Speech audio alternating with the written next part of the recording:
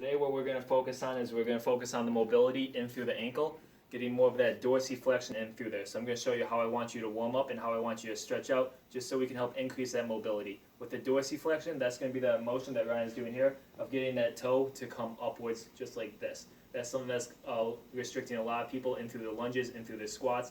It'll affect your box jumps. So we want to help get as much mobility in through there to help translate that power coming up. So first thing that we're going to do is we're just going to do calf stretches.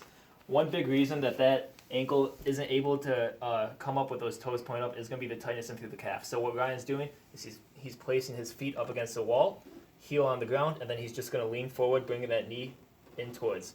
Good. And we're not even going to hold that. We're just going to come forward and back. Forward and back. Good. We're just going to do this about 10 times. And then after we do 10, we'll go ahead, switch legs. Good. And we want to keep it nice and even. Again, what this is going to do is just help increase that dorsiflexion, stretch out the calves. Yeah. Alright, so the second way that we want to get more dorsiflexion, we can either use a plate that you have at the gym, something like anywhere from 10 to 25 pounds. Here what we're going to use today is just a nice foam ramp. So what Ryan's going to do is he's going to step on. Perfect. And with that, now we're just going to go into a kneeling squat. Alright, so we're just going to bend the knees just slightly and squat on down. Good. With that, what I'm having Ryan do is he's leaning forward to help, again, elicit that dorsiflexion in through both ankles. And he's going to come on back. And we're going to squat down. And come on back. Good. The key to this is going to be just like the first one. We want to keep those heels down on the ground. Go again. And back up. So once again, you can do these with plates at the gym. When you're doing these with plates, you only want to keep that first half of the foot on the plate. You want to keep that last half off the plate, and then all we're doing is just squatting down and leaning forward. Good. Alright, so for the next one that we'll do is going to be more of a kneeling lunge. So with this, Ryan's on one knee, opposite foot forward.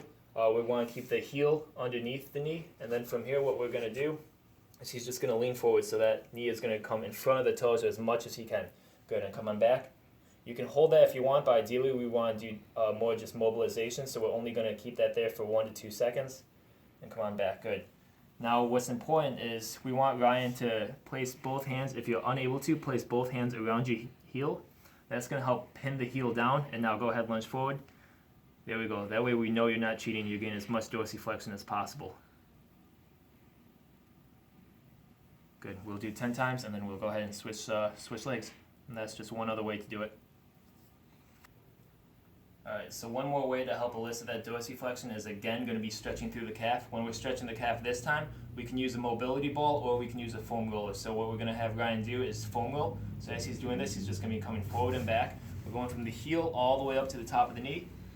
And notice how he's plantar flexing and dorsiflexing. He's pointing those toes up and pointing them down as he's coming up and down that foam roller. At the same time, he's doing the middle of the calf. Now we want him doing the outside as well as the inside. So as he's doing this, he's just going to rotate his body and rotate his leg. Good, there you go. Not only to work the medial and lateral heads, but also to work the fibularis longus and brevis. Good. Alright, and so the last one that we're going to do is going to be using a mobility band. So with this, we're making sure that it's anchored nice and tight to the wall behind us. Ryan's going to put his foot through, and then he's going to step out until there's tension in through the band. Good. From here, what he's going to do is he's just going to, again, do a squat, and as he squats, he's leaning forward. So go ahead. Good. As he's doing this, the band is just tractioning the ankle backwards just to help open up the joint. Again, we want to keep those heels down. Excellent. Good. That's going to help elicit the dorsiflexion as well as open up the joint in through there. Another way, if you want to do a little deeper, is again you can stand on those plates, or if you have a little ramp, and then we can go ahead, squat down with that band pulling backwards.